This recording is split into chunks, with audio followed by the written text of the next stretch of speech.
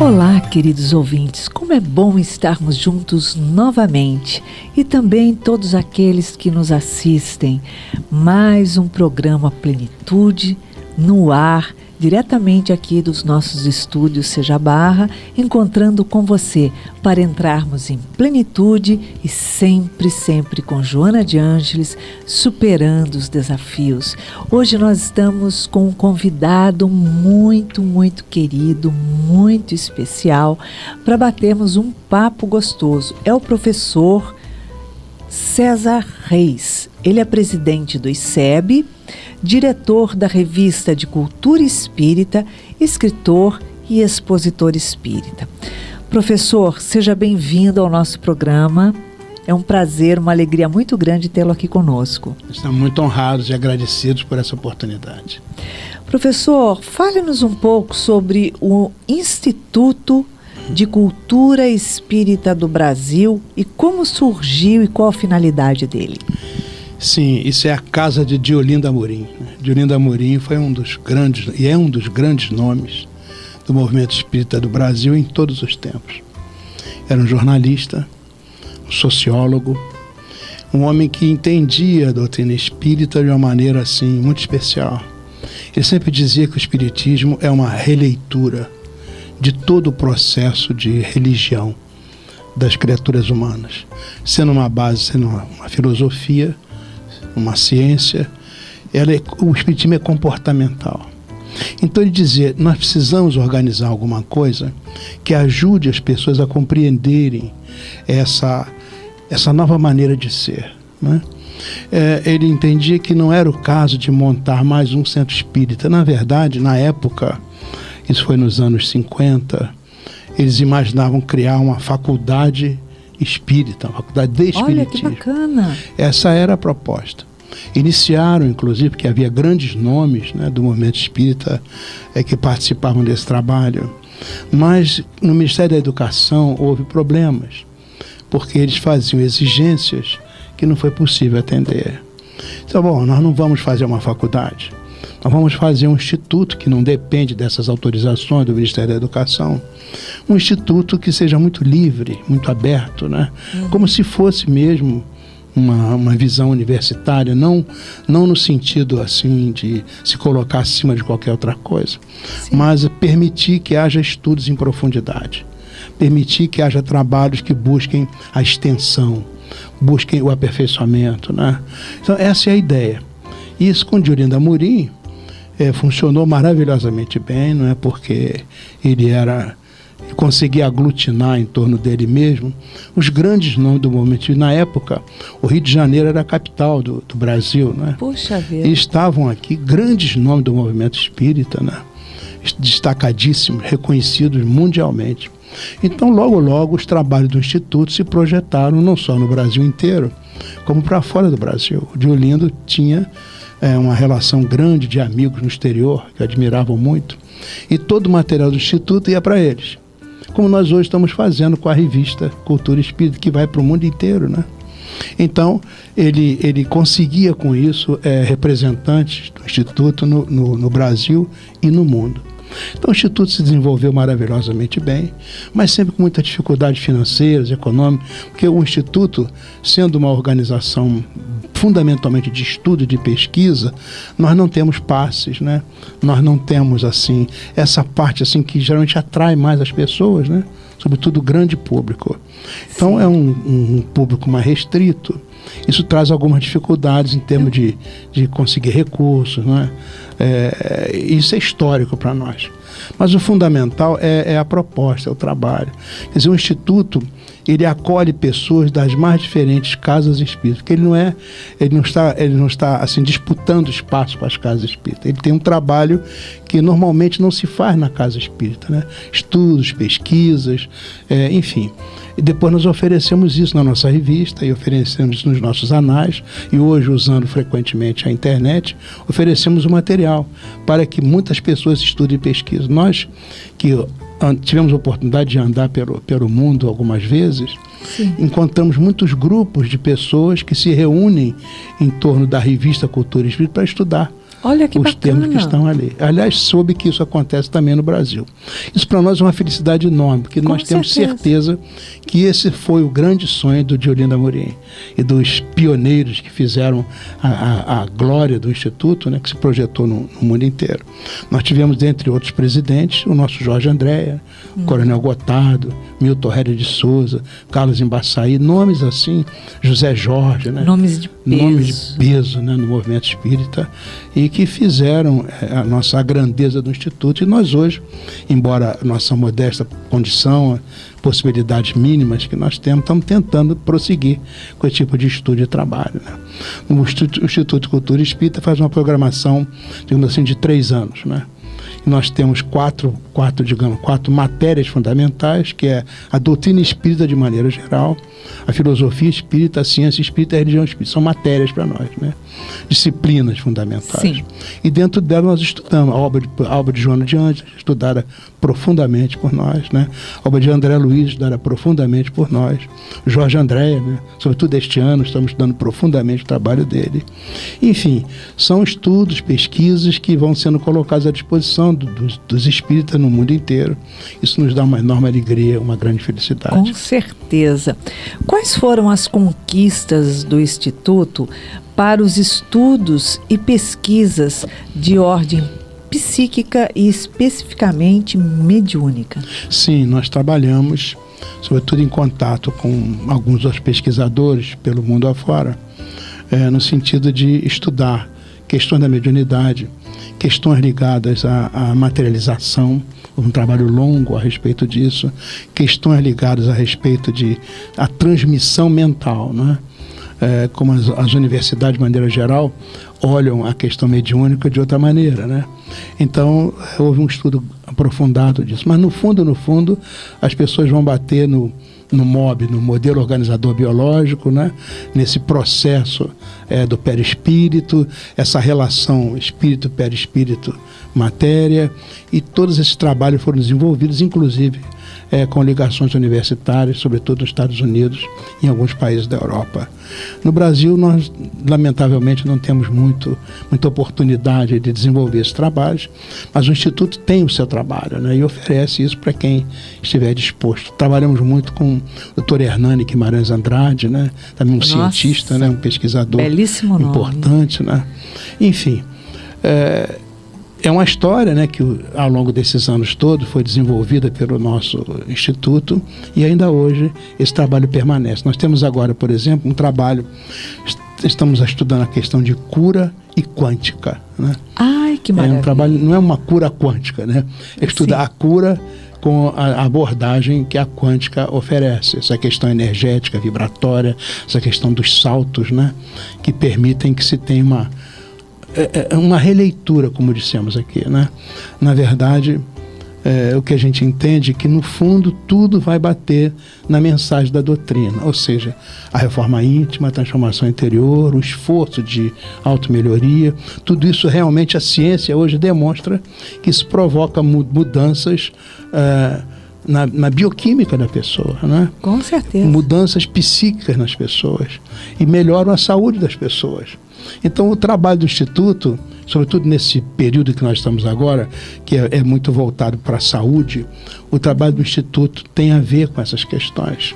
E a gente vê muito feliz que, na verdade, embora você faça mergulho nessas ciências, digamos assim, as fronteiras do conhecimento, né, que nós temos muito hoje, no fundo você acaba encontrando as lições de Jesus, as lições da doutrina espírita e esse grande apelo para o amor, para o perdão, para a tolerância, para a solidariedade.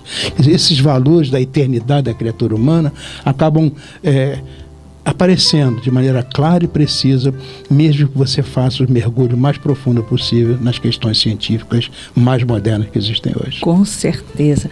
O senhor acha que a ciência tem feito algum esforço para compreender a transcendência da criatura humana? Eu acho até que essa é uma questão que não depende muito do esforço da ciência. Eu acho que essa é uma questão que naturalmente vai acontecendo. Quanto mais a ciência mergulha na essência da criatura humana, mais ela se depara com questões que não conseguem respostas exclusivamente do ponto de vista material, né? Esses microscópios eletrônicos, né? Esses equipamentos que hoje são fantásticos e que permitem enxergar o infinitamente pequeno, né? Mostra o processo da relação, por exemplo, nas células. Antigamente pensava-se que as células disputavam o espaço e só as melhores, as mais fortes que sobreviviam. Não é assim. Quando a gente mergulha na intimidade da célula, nós verificamos que as células que preponderam são aquelas que cooperam, são aquelas que colaboram. Sim. A ciência está descobrindo isso. E diz espantada, mas, meu Deus do céu, isso aí é uma questão material ou nós estamos chegando às questões transcendentes da criatura humana? Falando apenas da célula, não é? Então, na verdade, além disso, muitas outras coisas, muitas outras questões estão sendo observadas nas grandes universidades do mundo, onde há vários cursos voltados para a pesquisa da intimidade da criatura humana, a sua capacidade mental, né? A sua capacidade emocional. Como é que existe alguma coisa que pilota isso, né? Porque, na verdade, a matéria em si, ela não é inteligente. Ela tem fundamentos de inteligência, mas precisa de alguma coisa que pilote isso para que ela possa realmente agir. Como diz, é o espírito que intelectualiza a matéria, né? No fim, é isso que eles entendem. E é isso que a ciência está descobrindo. Nós encontramos pesquisas nas universidades americanas, sobretudo inglesas, em outros países do mundo, que caminham cada vez mais para a descoberta de que o ser humano não é apenas uma questão de carne e osso. E isso é muito bom. Isso é muito bom, porque isso ultrapassa de largo meramente as questões religiosas, né? Então não é aquela disputa, né, que a religião tal diz isso, não é isso que está dito. Na verdade, as pesquisas científicas demonstram que há no ser humano efetivamente uma transcendência. E aquilo que, digamos, dá qualidade à criatura humana é a sua transcendência. Perfeitamente. Se fala muito hoje em dia em reforma íntima, mas na verdade nós sabemos que o indivíduo, ele tem uma dificuldade muito grande de se autoconhecer. Ele tem uma dificuldade muito grande de fazer esse mergulho interior. Qual a sua visão a respeito disso, da necessidade de fazer esse mergulho interior? Que vias utilizar para isso? É o supremo desafio, né? Conhece a ti mesmo, descobre quais são as suas dificuldades e procura visualizar um ponto maior para onde você deve seguir. Nós temos os nossos hábitos estabelecidos há séculos, né? São séculos de erros, enganos, omissões, fragilidades que nós estamos acumulando. Então é preciso compreender que, primeiro, a reforma íntima é difícil, é um supremo desafio. Você não se livra dos hábitos seculares, milenares, de uma vez. Agora é preciso perseverança, né? É preciso disciplina, respeito a si mesmo, seriedade, disposição. Todas essas coisas que a doutrina espírita coloca para nós de maneira tão absolutamente clara e extraordinária, né? E ainda aprendemos na doutrina, vamos pedir o apoio do mais alto, né? Quer dizer, nós nos afligimos pelas nossas fragilidades, pelos nossos erros, pela nossa incúria, mas nós sabemos que tem o Consolador. Significa que nós não estamos sozinhos. De jeito Cada nenhum. vez que você levanta o pensamento, Senhor, me ajuda, eu quero ser um pouco melhor, eu quero dizer menos bobagem, quero pensar menos bobagem, sentir menos bobagem e fazer menos mal, me ajuda. A ajuda é o Consolador, né? Pedi e obtereis. Vem rapidinho. Batei e abri-se. E vem ajuda. Então é sintonizar nesse processo. Realmente hoje eu estou cheio de deficiência e fragilidade, mas eu posso melhorar. Eu sou um ser perfectível. Eu não fui criado para tragédia, para ignomínia, para mentira, para o erro, para devassidão, para maldade. Não fui criado para isso. Fui criado para a luz, para a felicidade, né? Então, como eu fui criado para isso, eu visualizo isso, peço ajuda e vou, né?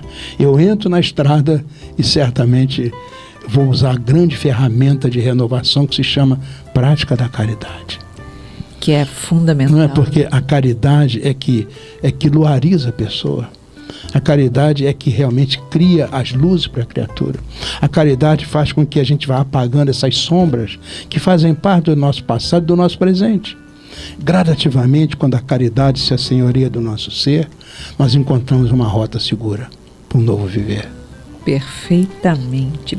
Quais são as questões mais pertinentes para o momento de transição pelo qual estamos passando? E essas questões também têm despertado muito estudo da ciência? A ciência está mergulhada nisso, né? Ela está, eu diria assim, está aturdida.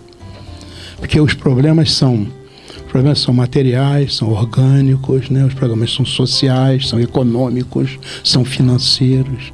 Envolve a humanidade inteira.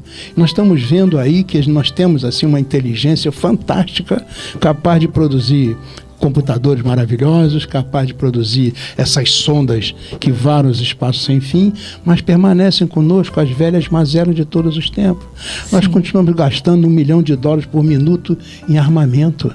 É absurdo. Então, a ciência hoje, o que é isso? Na verdade, será que nós podemos montar uma nova estrutura para a vida das criaturas? Porque esse é o sentido. Para que existe ciência? É só para descobrir as coisas? Não. Existe ciência para que as pessoas sejam mais felizes. Esse é o objetivo, é uma chave da felicidade. Agora você mergulha na intimidade do átomo e vai fazer bomba atômica para destruir as pessoas. Essa é a questão básica de hoje. Essas questões que nós estamos vendo aí de terrorismo, suborno, corrupção, não é? Essa coisa horrorosa vergonha que envolve o mundo inteiro, não é? Sim. Isso tudo faz com que os cientistas pesquisem uma nova maneira de ser, uma nova maneira de entender. E, na verdade, nós percebemos que as leituras tradicionais não oferecem as respostas adequadas. Resposta nós temos na doutrina espírita, mas respostas claras e precisas, não é isso? Sim. Então, esse esforço de ser feito dia a dia, cada um de nós se melhorando, nós estamos melhorando o grupo à nossa volta. A ciência está descobrindo que a doutrina espírita já diz há muito tempo, nós somos seres vibratórios. Aquilo que eu penso afeta o que está à minha volta. Outra coisa importante que a ciência descobre, quando eu tenho maus pensamentos, maus sentimentos, as ondas que saem de mim são ondas grossas, que não vão muito longe. Pesadas. E que fazem mal primeiramente a mim mesmo. Sim. Agora, quanto mais generoso é o meu pensamento, essas ondas vão se tornando mais curtas. E são coisas da ciência. São ondas curtas. Porque quando um espírito luminoso ora, essas ondas são ondas cósmicas. Elas vão para distâncias inimagináveis. E são ondas portadoras daquele sentimento, que não é só o sentimento daquela criatura, é o sentimento da legião de criaturas que se coadunam com aquelas vibrações. E aquilo leva, como se fosse uma bênção de luz para a multidão de pessoas, não só na Terra, mas para o cosmos. Leva vibrações de harmonia e de paz. Isso já são coisas que a ciência hoje aceita, entende? Quanto mais você vibra no bem, mais curta é a onda. Os espíritos superiores vibram em onda ultra microcurta, são ondas cósmicas. Imagina essa velocidade disso. E a capacidade, aonde isso vai? A gente não sabe.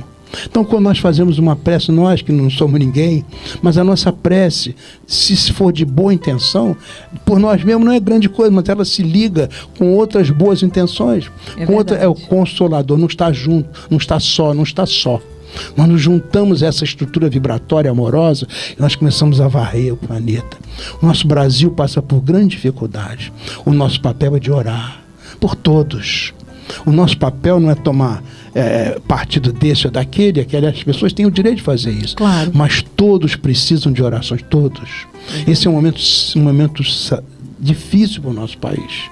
Então vamos orar para que se abrandem as vibrações, para que se perceba que além dos interesses existem as pessoas que amam, que choram, que sentem, que sofrem, que riem, mas são as pessoas que constroem as coisas. Essas pessoas precisam de alegria, esperança, de bem-estar, de realização no dia a dia. Então vamos pedir a Deus, né, que abençoe as pessoas que têm o dever de tomar essas decisões. Como é que a gente pode ajudar?